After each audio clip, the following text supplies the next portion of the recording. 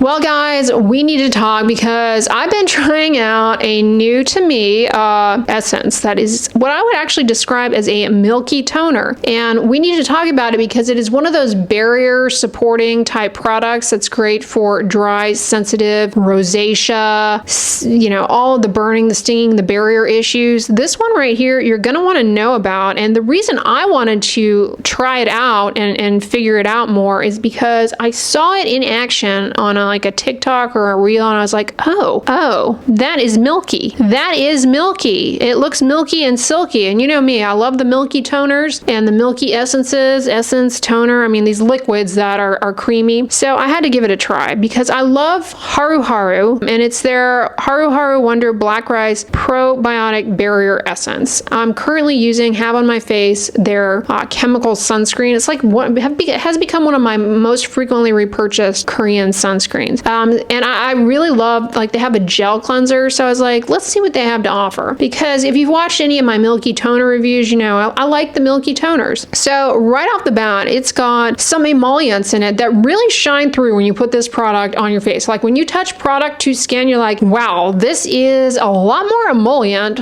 compared to many milky toners. Like emollient in the sense that it feels like you're rubbing a facial oil on, but trust me when I say this, it's kind of hard to describe it as oil emollient without also driving home the point that this is not greasy at all. So it's got sunflower seed oil and it's got that meadow foam seed oil, and both of those are lauded for not being greasy or heavy on the skin. And when it comes to the meadow foam seed oil, it's got these long chains of fatty acids, which may be particularly beneficial for your skin barrier, especially in supporting the needs of ceramide production. Those are those lipids that make up our skin barrier. And it's also potentially a source of vitamin E, an antioxidant that can help your skin defend against oxidative stress and also kind of recuperate its antioxidant losses, namely when we're talking about vitamin C in the skin. The kind of whole claim to fame around this is going to be rice, right? I mean, Wonder Black Rice. Rice extract as well as rice leaf extract. And then the thing I want to draw your attention to here that you might not make the connection with rice, but we're going to get there, and that is galactomyces ferment. So who here knows about SK2? SK2 is that insanely overpriced toner that uses galactomyces ferment. And so they bill it as Patera. Okay, all right. So galactomyces ferment, it's a yeast ferment, and it's interesting because it was kind of identified and noted in people who are working in sake fermentation. This is produced as a byproduct of that is a rice alcohol, right? And so you get in this magic broth, if you will, this watery substance, you get antioxidants, you get a substance that, at least we're talking cells in a dish, has been shown to improve hyaluronic acid content in the skin, which ultimately is just going to improve moisture retention, firm the skin, and plump those little fine dehydration wrinkles. And then also you've got some other rice things. So rice extract is got moisturizing properties, is soothing and anti-inflammatory. Rice leaf extract, an extract from the solid residue that is obtained from the wine fermentation process. But in addition to the galactomyces ferment, you also have some other ferments which likewise bring in these anti-inflammatory and hydrating compounds that are just really good for improving skin elasticity, like aspergillus ferment and bifida ferment. These ferments not only are soothing and anti-inflammatory, but they can improve skin elasticity. They also can help overall with perhaps pigmentation, like they've been noted to have this effect of improving overall skin tone. This particular milky toner also has ceramides,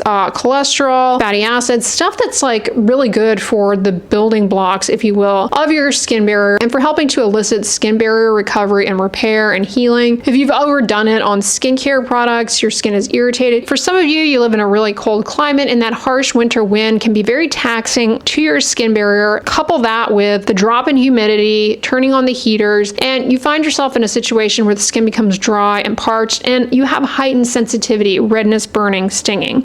This also has a little whiff of shea butter in it as well. So all wonderful ingredients. Something I want to mention about this product that I know a lot of you guys will be excited to hear, or at least a handful of you, it does not actually have any niacinamide, all right? I love niacinamide, 2 bits, right? Use it up and down all around town. It works really well for me. One of the most evidence-based ingredients in the cosmetic realm, but it's in everything. And a lot of people these days are like, I can't actually tolerate niacinamide. What else is there? This does not have niacinamide. It's a very nice consistency. So I've been using this for a while now. First thing in the morning, I love putting this on my face. Layers really well under sunscreen. It feels a lot more emollient in comparison to other milky toners that I have used. It's also something that's great to use at night. It's very thin, but it moisturizes the skin. Ooh, I made a rhyme. Because it's very thin, it layers underneath things very well. And I was a little bit like, oh, is it actually going to layer under things well? Because it is, like I said, more emollient. It's got that meadow foam seed oil, and you really feel that softening, smoothing the skin surface down. It almost kind of clings as you spread it along the skin and cloaks the skin in this nice veil of softness.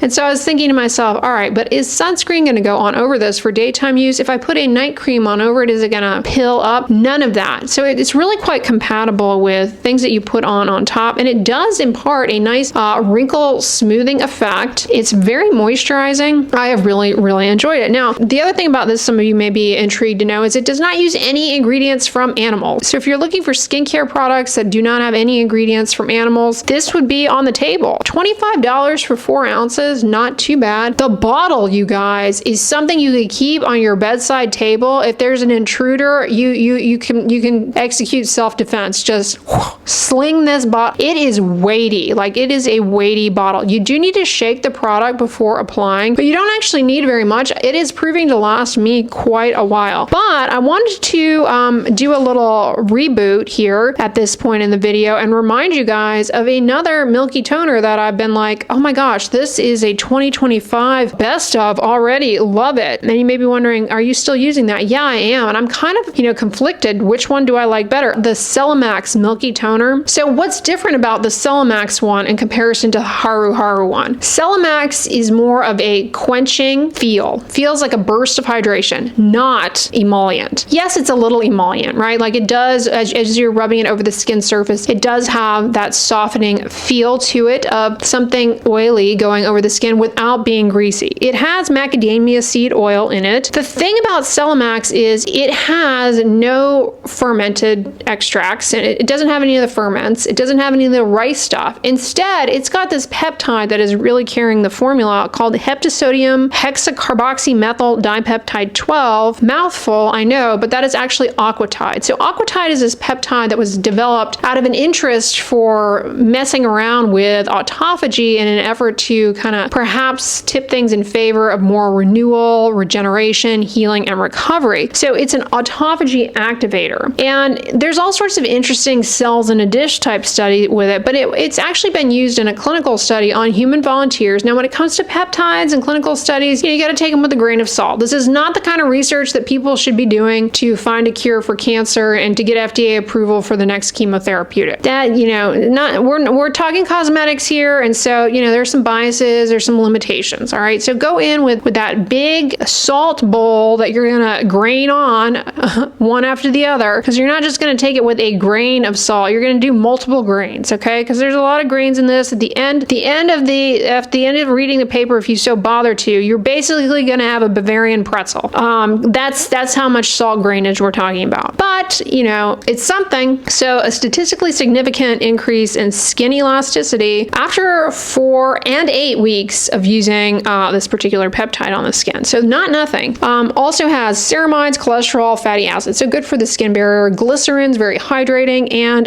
it also has sodium hyaluronate, aka hyaluronic acid. No ferments there. So the main difference between the Celimax one and this HaruHaru one, aside from the ingredients which we just laid out here, is going to be the textures and the feels. The Celimax one is a lot more quench, hydrate, soothe, whereas the HaruHaru one is very much emollient, soft soothe. Okay, they both are soothing. They're both excellent for the skin barrier. The HaruHaru one feels a little bit thicker. It's a little bit slightly heavier. I still think it's a great choice for rosacea. And remember, I often caution people who have rosacea to reconsider certain heavier formulas because for some people, they seem to precipitate flushing. I still think the HaruHaru one would be a great option, despite the fact that it is heavier than the Celimax. Either option, however, is great. Like, it's hard to choose which one's better, but they're definitely different when it comes down to texture and feel. But for me personally, they both deliver results that I'm looking for as far as helping the barrier, moisturizing the skin, reducing the appearance of little fine dehydration wrinkles, soothing the skin. And they're also both vegan formulas, meaning no animal ingredients, if that's something you are interested in. They also are both fragrance free. They're also both niacinamide free, if that is an ingredient you are sensitive to. And you know, niacinamide, I love it, but it frequently gets put in things that are intended for barrier repair or barrier support. And so if it bothers you, because niacinamide is good for that, but if it bothers you, you don't get along with it, it irritates your skin, a lot of barrier repair marketed products become, you know, something you have to shy away from. And it's like, how do I get the ceramides without the niacinamide? These products are both an option, and they're both pretty affordable. The Celimax one, I want to say, is a little bit less expensive, maybe a lot less expensive, but they're both affordable. Like I said, though, one of the things, though, I think you might be paying more for with the HaruHaru one is maybe the ferments, okay, right? Because there's a little bit more that goes into the fermentation. But then again, peptides can be expensive. I don't imagine that the Aquatide peptide is inexpensive, okay? So you're kind of getting a deal there with the Celimax one, in my opinion. But the HaruHaru one, I believe some of what you're paying for sure, is that heavy bottle. The HaruHaru comes in a more luxe packaging system. The packaging is a lot more luxe. It's heavier, it's weightier, it looks a little more attractive. Now, the Celimax one, let me know if you feel this way, but the Celimax bottle, it kind of reminds you of the amoxicillin bottle. Like the way it kind of coats the sides, giving amoxicillin. I'm staying home watching the Disney Channel because I got strep throat, right? That is what it reminds me of. And no, I did not have the Disney Channel growing up, but I swear I had some kind of lucky bone as a child where anytime I would get a sore throat sickness twice a year, and every time, like clockwork, I had it timed perfectly. I would get a sore throat, had to stay home from school for 1 to 2 days, and the Disney Channel would always release a limited edition free preview couple of days. Comment below on if you remember. The Disney Channel used to be like only for the rich kids, but the everyday person could get a little whiff of the luxury life because they would release these little teaser weeks and you could watch the Disney Channel for free. And it would always happen that it would coincide with me getting sick and being able to stay home from school. And so I could just watch the Disney Channel and lay around like a slug. It was awesome. But anyway, guys, yeah, that's what I wanted to talk about in today's video. Let me know, have you used either of these? They're both great, all right? They're both great. I love them both, but I wanted to share with you all how they differ, what the ingredients are all about, and then you guys can decide for yourselves if it's something that you're interested in. But if you guys enjoyed this video, give it a thumbs up, share it with your friends, and as always, don't forget, sunscreen and subscribe. I'll talk to you guys tomorrow. Bye.